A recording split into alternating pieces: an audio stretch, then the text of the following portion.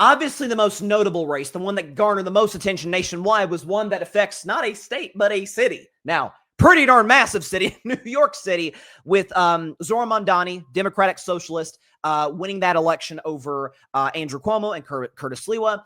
He is going to replace Eric Adams, who ended up having to basically drop out of the race because of the fact that, due to corruption, due to the fact that New Yorkers were deeply dissatisfied with his governorship. Or his leadership, rather, governing the state of the city of New York City. So Zohran Mamdani is going to take place. And regardless of your views of Mamdani, of his policies in particular, of which, I'll be honest, I've always said on the show that I am a political independent. I tend to lean left on most issues. I lean right on some. And so you could classify me as like a political centrist who has somewhat of a left bias. That's where I've leaned for most of my life. And so on some of the policies, I don't know how practical they are. Free busing, the free grocery stores, or government regulated grocery stores, I should say government controlled grocery stores. Not sure how practical that is. But here's where I got to give the young man credit. He's 34 years old. He's a kid in politics, especially in today's politics. My gosh. Is something that he got. Something that he understood implicitly. The part of the reason he entered the race, no one knew who the heck this guy was. I didn't know who Zohran Mamdani was till like the summer. I mean, I'd never heard of this guy. He's an assemblyman in New York City. Okay, never heard of him. Entered the race with a 1% chance to win, polling at 1% for New York City mayor. He understood the clear messaging of what he had to bring to the table, in large part because he listened to the voters. Boy, that is something the Democratic Party can learn something from. Listening to your constituents, listening to your base. If you go back to last year's presidential election, and I said it my first show afterwards. I did like a 20-minute postmortem on Trump's victory over Kamala Harris, coming back to the White House and honestly completing the most unlikely political comeback we've ever seen in politics. Is that regardless of your views on Trump, and just about all of mine are negative, I've made that abundantly clear on this show. I'm not a fan of him, to say the very least. You tended to know what he was about. Again, positively or negatively, you knew where the Trump campaign stood. Part of it's because he's had 3 straight presidential campaigns to run, so you have an idea of who Trump is. With Kamala Harris and with the Democrats in particular, nailed down an issue that was like, okay, that's their winning issue. The only one you could come up with was democracy, an issue of which I think they were absolutely correct on. Here's the problem. If you are going to run under the Trump is a threat to democracy tagline, so to speak, and pretty much, I don't want to say ignore, but put every other issue on the back burner after the majority of an unpopular president, Joe Biden's term, consisted of a certain level of inflation that people were not comfortable with. You're just throwing the economy to the side. James Carville, strategist for Bill Clinton, famously said, it's the economy, stupid. If you're just going to throw that to the side, the single mom who's working multiple jobs, who's just trying to keep food on the table for her kids, just trying to make ends meet, it's not that she doesn't care about democracy. And that's where liberal elites have really gotten under my skin over the last year. So it's like, oh, hey, who cares about... That's easy for you to say in your ivory tower.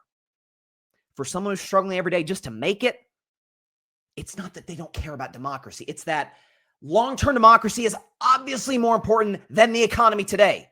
The health of our country is at stake in that regard. You're not thinking long-term when you're struggling to make ends meet. You're not. Like you can't. You're just trying to get to the next day with food in your stomach, food in your kid's stomach, making sure that you've got money in your pocket to be able to supply all of your basic needs and the needs of your family if that situation calls for it, obviously. Trump hit, and I think his solutions, as we're seeing today, are atrocious to those problems, but Trump stuck to those. Kamala Harris and the Democrats really didn't. Zohran Mamdani did. Ask any New Yorker. Man, this place is really expensive to live. Like it is. Whew. Like it is. Rents out is off the chain. Going to athletic events at Yankee Stadium or Citi Field or Madison Square Garden or different state. But MetLife Stadium in New Jersey, like, it's ridiculous. Going to concerts and events, everything's expensive in this city. And so we got a young guy who no one's ever heard of until this year who's like, hey, I'll fix that. In large part, and again, this is New York City, Trump's federal level because he's the president of the United States. But wait a second. This guy said he'd bring prices down in day one. It's been more than one day. We're almost a year into his first, almost a year into his first year of his second term. Prices ain't come down, dude. Like, we're kind of waiting on results. And this guy comes in saying, I'll fix it. At least in this city I can, or I'll do my best to. Is that, and there's a lot of layers in this. Because, he himself, to his credit, he's been open and honest about it. I am a democratic socialist. And that S word tends to really freak out a lot of people. So much so, like, even Bernie Sanders, who is kind of, I would say, the most well-known, quote-unquote, socialist politician that we have in this country. Certainly in the federal government, in the Senate. Even he will hesitate to outright say, yes, I am a socialist. I would say Mamdani leans for a little bit further left than Bernie does. When you talk about, because this is what won Trump the election. This is one of the things that won Trump the election last year. Was the disgruntled Bernie Sanders voter. And I don't think I've ever talked about that. I've talked about this with people anytime this subject has come up. I don't think I've ever talked about it in this show, but I think it is a very real thing. The disgruntled Bernie Sanders supporter. They're behind him. He's got this really, this big base, and they're excited for this guy. And oh my gosh, he's going to bring the prices down and universal health care and raise the minimum wage, all these things. Until, I think at this point, we're almost a decade removed from the 2016 election. I think it's almost a well-known fact at this point is that the Democratic establishment, the Hillary Clintons of the world, intervened, interfered, and made sure that Hillary got the nomination because it was her time rather than who the voters wanted. And how did that work out for the Democrats in 2016? You can even make a case that Bernie might have been screwed over in 2020 when Representative James Clyburn of South Carolina intervened, got a lot of black support behind Joe Biden. Joe Biden ends up winning the nomination. Kudos to him. He ended up winning that election. I think just about any Democrat would have won the election in 2020 based on the circumstances, but hey, kudos. Is that when you have the Bernie Sanders supporters of the world, because that's a broad base, folks. I think we're seeing that. And you get around to 2024. And the whole thing is, this is what Democrats would say. We like Bernie, but just too old. And you got Joe Biden, 81 going on 82 years old, and saying, hey, we think he's going to make it to 86 at the end of his second term. It's like, wait a second. You said our guy was too old. He was in his late 70s. Biden's the first president to make it to his 80s, and now you're saying he's just fine, but Bernie was too old? Despite the clear energy gap between the two that they bring to the table. I mean, Bernie's in his mid-80s and still is just, still bring the same fervor that he's always brought. People age differently. We know this. Is that they look at the Democratic Party. They basically don't have a primary in 2024. Biden drops out last second. Kamala Harris is essentially selected to be the nominee. And it's like, wait a second. You didn't give us a choice this go around. At least we had a choice in 2016, 2020, even though you screwed our candidate over twice. Now we don't get a say at all. But you're telling us, hey, get behind our candidate. It's like, no, you have suppressed our vote. You have suppressed how the concerns that we raise about the economy, about the minimum wage, about cost of living. Don't know if we're going to like what Trump's doing, but he's at least talking about it. A lot of Bernie Sanders supporters went the way of Trump. I mean, just in the podcast sphere, Joe Rogan and Theo Vaughn and a lot of these, Andrew Schultz, like a lot of these big name prominent podcasters who were big Bernie Sanders supporters went in the direction of Trump. Disagree with that, but there's a part of me that kind of gets it. Is that if you're going to be the party that talks about democracy and you won't have a primary. Like, what? Your candidate was not, again, she got all the delegates to her credit, but like this is a situation where, okay, it's a competitive field and Kamala Harris came out on top. She didn't get a single vote in 2020. So the Bernie Sanders voter is a real thing. And when the Bernie Sanders voter, when the moderates, when the independents, which, make up the vast majority of voters, there's way more independents than there are Republicans and Democrats voting in elections. When Trump says he's going to bring the prices down day one, and that has not been the case. When Trump says, hey, I'm going to close the border. We had a border crisis, no question about it. But then he and ICE, Kristi Noem, go beyond the pale of not just going after legal migrants, not just going after American citizens, but like almost with this smug, like, yeah, we can just take anybody off the street. And if you don't support us, that means you're not patriotic. So people see that like, I don't like that. That's immoral. That's not cool. That's not America. We don't just drag people off the streets. Guys with masks on. We don't do that to legal citizens. They see that, he's the anti-war president. You're bombing Venezuelan ships.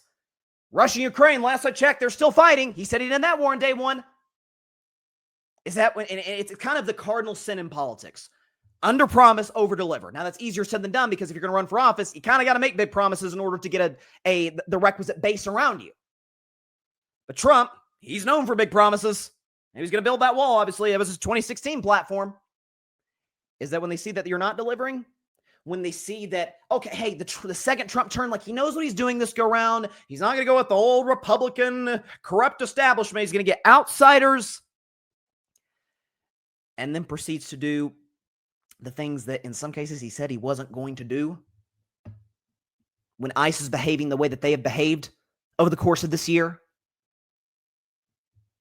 When you have a situation where, you demolish the east wing of the White House despite the fact that not a single person thought that was a decent idea. So you just destroy a third of the White House, the history that's involved in that to build a golden ballroom.